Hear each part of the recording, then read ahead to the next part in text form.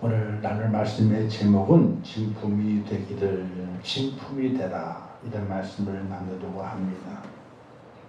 오래전에 TV에서 보게 되면 물건을 감정해 주게 되는 진품 명품이라고 하는 프로그램이 있었습니다. 제 기억으로는 이런 것이 있었습니다. 어느 시골에, 깊은 시골에 개밥으로 사용하고 있는 사기 그릇이 있었어요.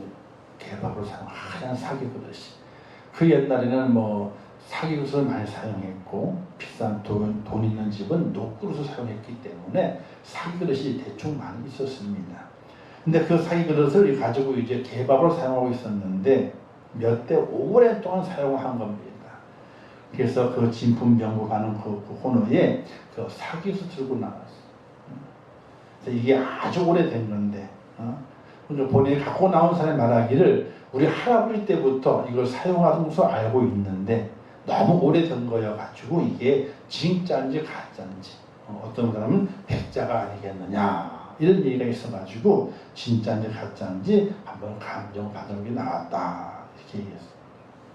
그래서 그걸 갖다 놓고 이제 그 감정하시는 분들이 감정을 하는 거예요. 진짜였기를 가짜였기를.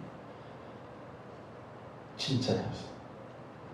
할아버지 때부터 내려오던 것인데 우연찮게 개밥으로 사용하다가 계속해서 개밥으로 사용하고 있었죠. 근데 진짜 백자예요, 그게. 조금 이제 사용하다 보니 비투기가 나기도 하고 밑에가 이제 떨어져 나오기도 했지만, 그래도 보니까 그게 그냥 사기 그릇이 아니라 진짜 백자로 발견해요. 그래서 감정을 하게 되니까 값이 1,000달러가 넘어가는 거예요. 그 하나 하는 그릇이. 근데 감정하시는 분이 이렇게 잘 보존됐으면은 그 정도 가격이 되겠는데 지금 상태가 영 아닙니다. 그래서 혹 누가 깨졌을지라도 사갈 사람이 있다면은 좋은 주인을 만나게 되면 비싼 값을 받겠지만은 모르겠다고. 근데 진짜라고 이렇게 얘기를 하는 것을 본 기억이 납니다. 감정 결과에 따라서 진품이면은 물건 주인은 기뻐 뜁니다. 야, 이게 행자받았다, 이렇게 기뻐 뛰고. 그러나 진짜인 줄 알았는데 이거 가짜인데요? 가짜인데요? 그 재미나는 그 에피소드 많아요. 이거 갖고 왔어요. 근데 그 주인의 눈에 그걸 안 보였던 거예요. 뭐가? 맨 밑에 뒤집어 보게 되면은 제조한 이 회사 기록, 나라가 기록되어 있는데 메이드 인 차이나, 이걸 안 보였던 거지. 그걸 보관해놨었는데 그걸 갖고 가서 판매해달라고 그러더니 딱 보더니 여기 찍혀 있다고 살짝 지워졌지만은 찍힌 게 보이지 않냐. 메이드 인 차이나, 가짜입니다.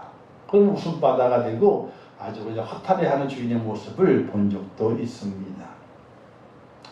진품이냐 가짜냐 가품이냐, 여기에 따라서 시비가 나눠지게 되죠.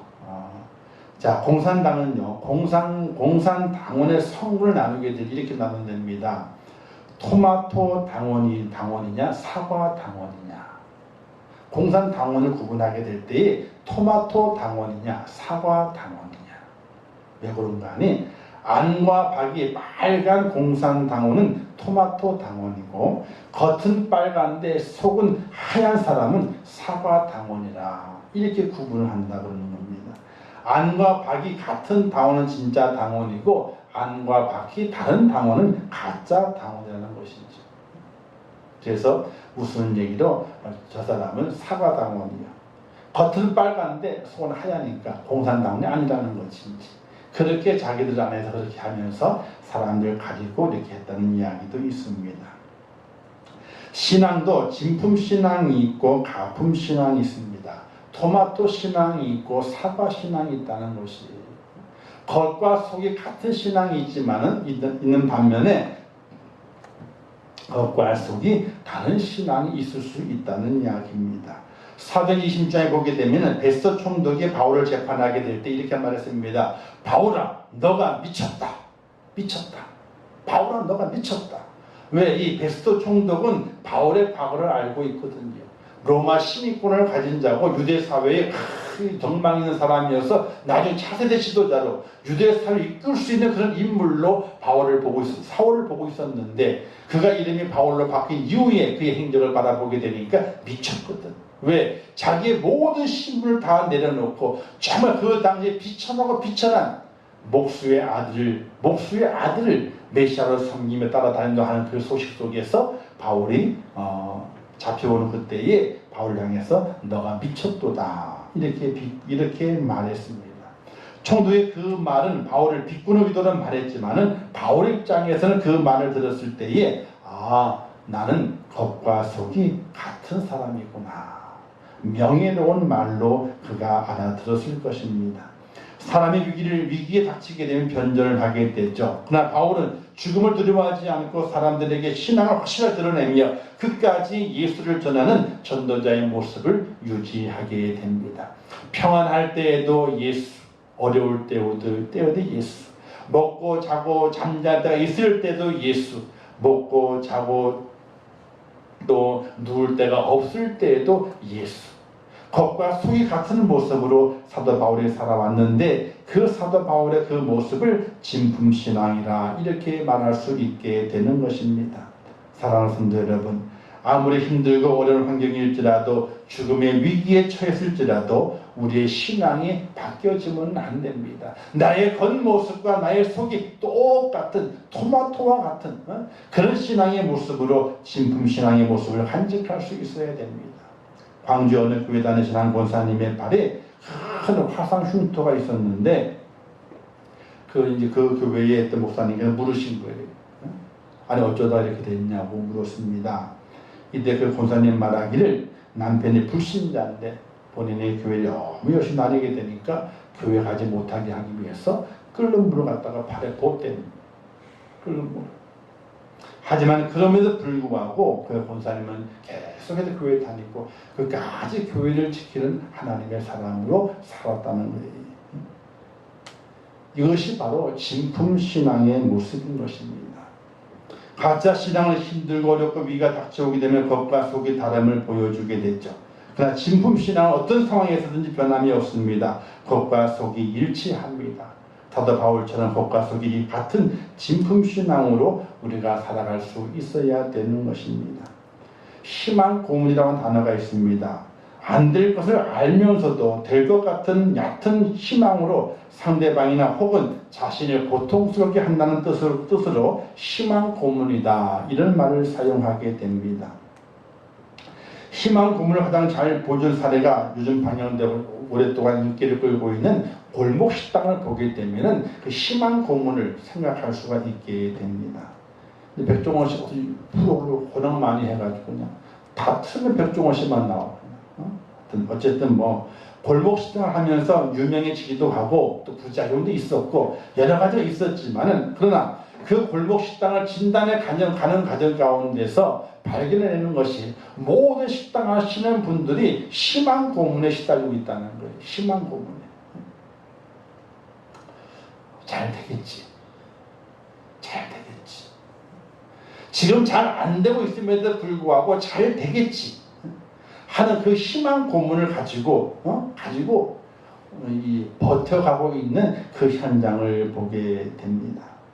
이때 그 백종원 씨가 그 식당 사장님들에게 물어요. 어떻게 준비했습니까? 어떻게 해오고 왔습니까? 이 식당을 열기 전에 얼만큼 식당을 열기 위해 준비를 많이 했습니까? 다 물어요. 근데 준비한 사람이 없어요. 그냥 할 게 없어 했다는 거지. 근데 생각에 이렇게 하게 되면은 잘 될 수 있다. 잘 될 것 같다. 이런 생각으로 계속 해오는 거예요. 하루에 매출이 10만 원도 안 나오는데 잘 되겠지. 잘 되겠지. 이때 그 사장님들에게 이렇게 말하는 것이 있었습니다. 인터넷 글에서 너무 심하게 말한 것이 아니냐 이런 댓글도 올라온 단어가 있었는데 그 사장님에게 이렇게 말했어요. 당신의 음식을 개발하기 위해서는 구역질 날 때까지 그 음식을 먹어봐야 된다. 구역질 날 때까지. 직설적인 조언을 하게 돼요.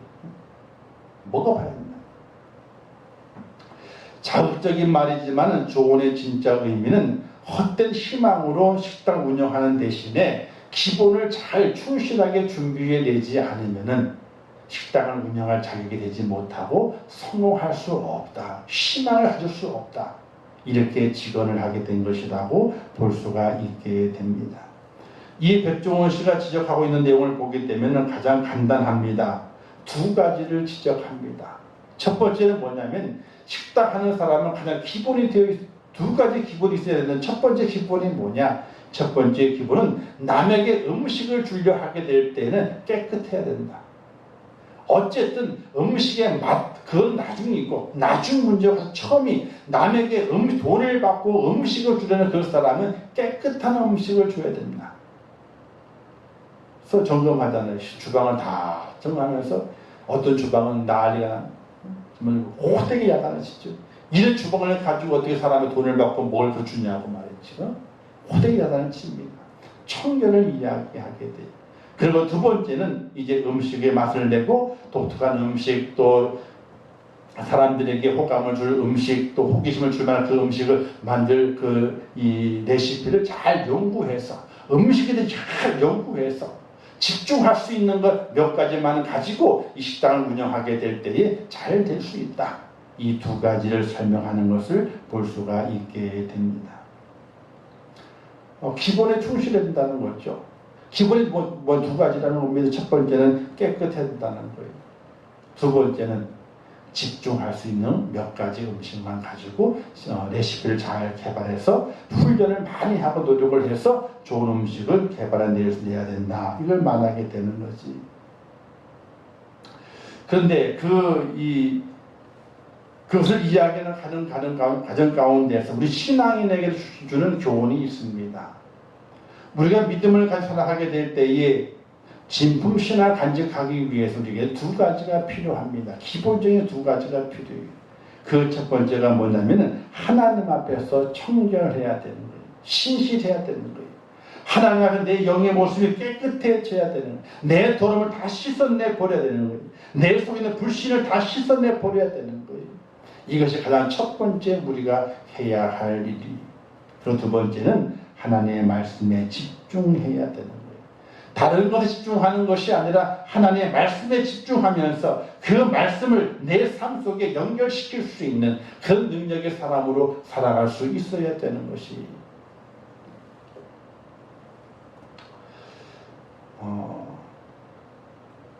그 골목 식당을 지도해 가면서 백종원 씨가 여러 사람 지도하게 될 때에 그들을 많이 보는 가운데 흉내만 내지 말라고 이런 얘기를 하게 돼요. 흉내만 내지. 파스타를 하든지 된장찌개를 끓이든지 아구찜을 하든지 뭐든지 하는 간에 흉내를 내지 말라. 당신의 독특한 맛을 개발해내고 이 지역 상권에 맞는 맛을 개발해내고 음식의 종류를 개발해내야지 이 흉내만 내가지고는 절대로 성공할 수 없다는 거예요. 거기에 우리가 깨닫는 바가 있습니다. 신앙은 흉내내는 것이 절대로 아닙니다. 예배를 흉내내보고 헌신을 흉내내보고 기도를 흉내내보고 눈물 흘림을 흉내내보고 사랑을 흉내내보는 그것은 절대로 신앙이 아니라고 하는 것입니다. 그렇지만 아시겠죠? 지금 많은 신앙인들 바라보게 될 때에 오늘 말씀 등장하는 마술사나 제사장 아들과 육사한 모습으로 신앙생활을 흉내내는 것으로 신앙생활을 다하고 있다라고 생각하며 살아가는 성도들이 얼마나 많이 있는지 모릅니다. 외형적으로 신실해 보이지만 정작 삶을 살펴보게 될 때에 공황을 발견하게 돼 흉내내며 살아갑니다. 원숭이 신앙을 가지고 살아가게 됩니다. 오늘 말씀에 그 내용이 기록된 것이지요. 11절 말씀에서 바울의 놀라운 능력을 행하게 되니까 바울이 예수의 이름을 말하게 되니까 귀신도 도망가게 되고 병자도 낫네. 여기에 놀라움을 간직하게 돼. 그래서 한 유대의 마술사가 흉내를 냅니다. 어떻게 흉내를 내게 되느냐? 예수의 이름을 의지해서 내가 명하노니 귀신아 물러가라. 이렇게 흉내를 냅니다. 또 그 흉내를 유대 제사장들의 아들, 7 아들도 그 일을 따라서 하게 되는데 흉내를 냅니다. 사도 바울이 예수를 명하노니 물러가라, 저가 물러가라, 나아라 라고 하게 되니까 능력이 나타나가지고 다 고침받게 되고 귀신이 물러가게 되니까 이 마술사도 또 제사장의 아들들도 흉내를 냅니다. 예수를 명하노니 물러가라, 흉내를 내게 돼요. 우리는 교회만 나가게 되면 모든 일이 만사 형통해지고 자신뿐 아니라 자녀와 가족까지도 원하는 일이 전부 이루어질 것 같은 희망을 품고 신앙생활에 임하는 모습을 종종 보게 됩니다. 내가 예수 믿으면 다 잘 될 거야. 좋은 일이 많이 생길 거야. 이런 희망을 품고서 예수를 믿는 분들이 있다는 사실이 희망 고문이죠. 예수 믿어 다 잘 된다 그러면요, 얼마나 좋겠어요. 얼마나 좋겠어요. 그러나 현실은 생각과는 다릅니다. 헛된 희망을 통해서 빈 껍데기에 불과한 모습을 발견할 때가 얼마나 많이 있는지 모릅니다. 하나님 신전을 원하시는 것은 흉내내는 신앙의 모습이 아니라, 정말 흉내가 아니라 정말 하나님 앞에 진품 신앙, 바른 신앙의 모습, 그리고 하나님의 기뻐하시는 그 신앙의 모습을 보이는 자를 원하시게 되는데, 우리는 흉내만 내면서 뭔가 얻으려고 하는, 흉내만 내면서 큰 축복을 받기를 원하게 되는, 흉내만 내면서 형통하기만 원하고 있는 희망 고문을 날마다 하고 살아가고 있는 어리석은 신앙인이 아닌가 우리는 돌아볼 수 있어야 되는 것입니다. 하나님께 진정 원하시는 신앙인의 모습은 겉만 화려한 모조품보다도 소소하고 잔잔하지만 기본을 성실시켜 나가는 진품 신앙인을 하나님께서 원하신다는 사실입니다. 예배를 드린다고, 기도를 한다고, 헌신과 신을 한다고 다 신앙인이 아닌 것입니다. 흉내만 낸다면 절대로 신앙인이 아닙니다. 내 마음과 내 정성과 내 삶을 전부 주 앞에 의지하고 드리지 않고서는, 흉내만 내는 믿음의 사람에 대해서는 하나님 앞에 인정받는 신앙인이 될 수가 없다는 사실입니다. 그러나 갈수록 흉내만 내는 신앙인들이 너무나 많은 것을 볼 수가 있게 됩니다. 저도 그 옛날 한 30년 전 이럴 때에 부흥 목사를 통해서 들은 이야기가 있습니다. 시골에서 있었던 이야기예요. 시골 저녁이 되면은 각 집마다 불도 연기가 쭉 올라가요. 아침에 연기가 피어오른다고 해서 아침밥을 짓는 것이고, 저녁에 연기가 오르는 것은 저녁밥을 짓는다는 것이, 점심밥은 거진 안 줘요. 안 줘요. 왜? 아침에 남겼던 것을 그냥 점심을 먹고 말아요. 그래서 아침에 연기가 올라가야 되고 저녁 연기가 올라가야 되는 거예요. 근데 어느 한 집사님이 저녁에 밥을 하려고 이제 불을 뗍니다. 뗐는데 그냥 우연찮게 골목에 나가가지고 저기 보게 되면 교회가 보이는 거예요. 근데 교회도 저녁이 되면 밥을 짓기 위해서 사모님이 불을 떼야 되거든요. 연기가 올라와야 되는 거예요. 근데 그날따라 연기가 안 올라와요. 그래서 웬일인가, 안 계신가? 계셨었는데 살금살금 올라갔어요. 근데 사모님이 목사님하고 애들하고 다 방에 있는데 부엌에는 아무도 없는 거예요. 불 때는 사람이 없어. 가만히 들어보게 되니까 성미가 떨어지고, 옛날 시골에는 성미 갖고 먹고 살았거든, 목사님들이. 성미가 떨어졌어.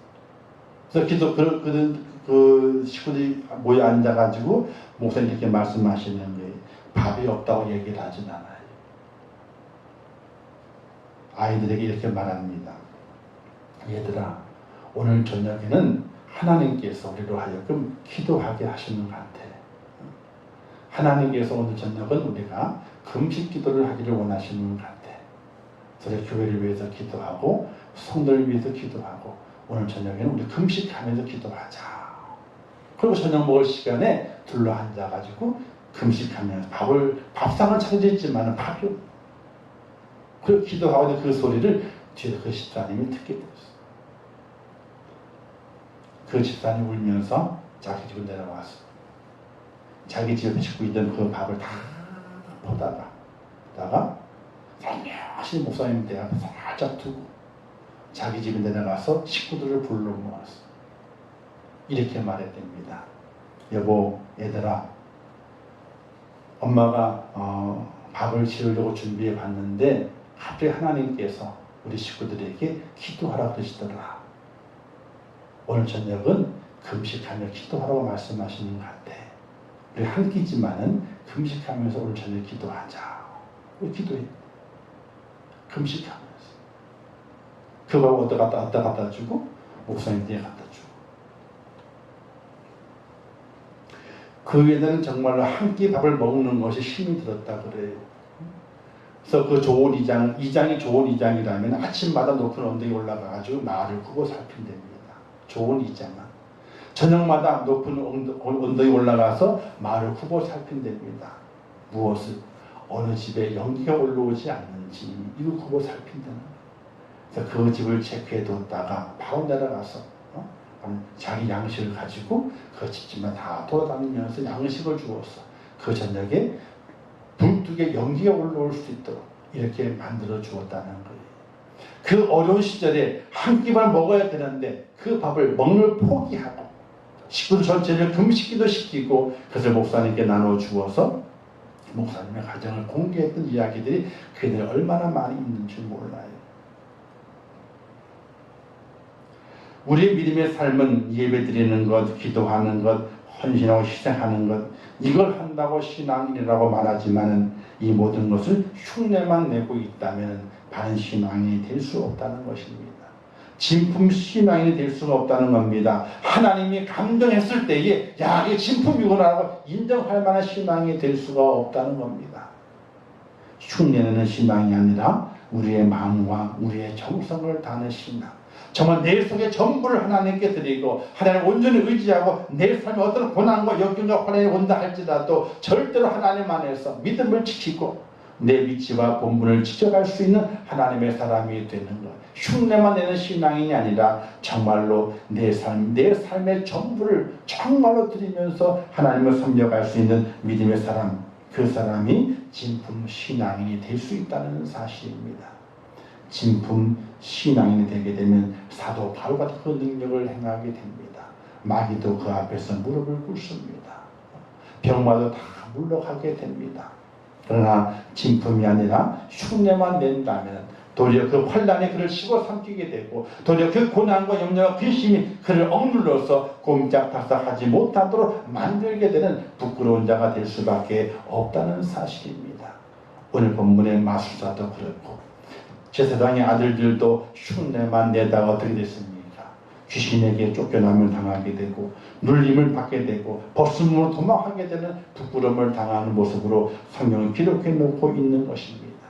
오늘 우리가 살아가게 될 때에 정말 진품신앙이 되기 위해서 하나님의 감정하시게 될 때 야 저기 진짜다, 진짜 내 백성이다 라고 인정할 만한 그런 인정을 받는 하나님의 축복자가 되게 될 때에 주님 오시는 그때에 영광의 자리에 들어가는 하나님의 사람이라는 사실을 믿을 수 있기를 주님의 이름으로 부탁을 드립니다.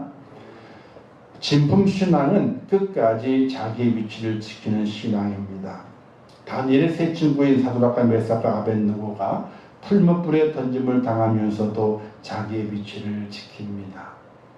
그냥 주님만 배반하면 하나님만 거부하면 우상의 절함만 하게 되면 풀무불에 들어가지 않아도 됩니다. 그러나 풀무불에 들어갑니다. 이때 뭐라고 말합니까? 하나님이 나를 건지실 것입니다. 근데 또 말합니다.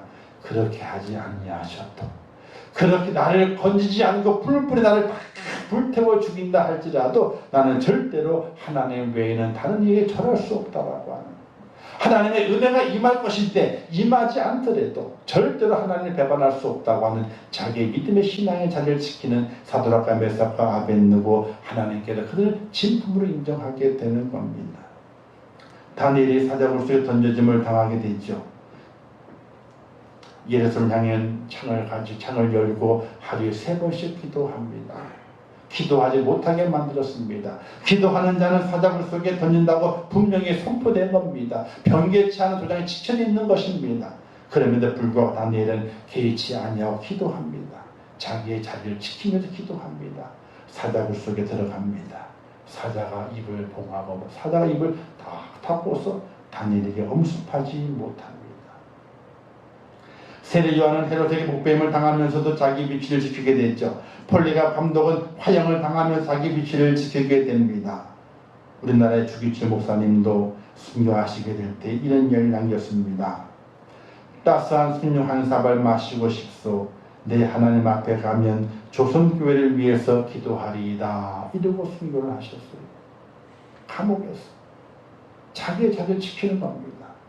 평안함이, 즐거움이, 기쁨이 그것을 만족하는 것이 아니라 주님 때문에, 십자가 때문에, 하나님 때문에 고난과 역경과 환난이 온다 할지라도 그 자리를 마다하지 아니하고 그 자리에서 자기의 생명을 쏟아붓게 되고 피를 쏟게 되는 많은 믿음의 선배들이 진품신앙을 가지고 살았습니다.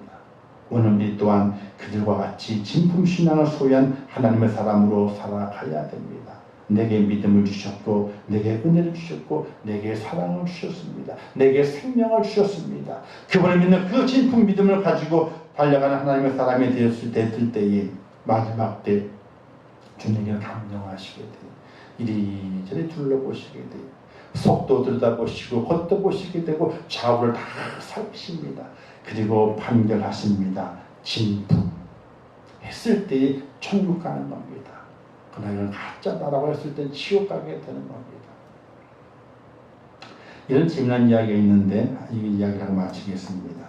어느 주일날 아버지와 아들이 교회 예배 드리러 갔습니다. 근데 예배가 딱 시작되자마자 아버지가 졸기 시작하는 거예요. 예배 시작 전에는 인사하면 인사하고 그냥 장로님 혼인 다 해서 즐겁게 인사하시고 계시다가 예배가 땡 시작하자마자 졸기 시작하는 거예요. 하여튼 정신 졸기 시작하는 거예요. 아들이 보기에 민망할 좀 졸기 시작하는 거예요.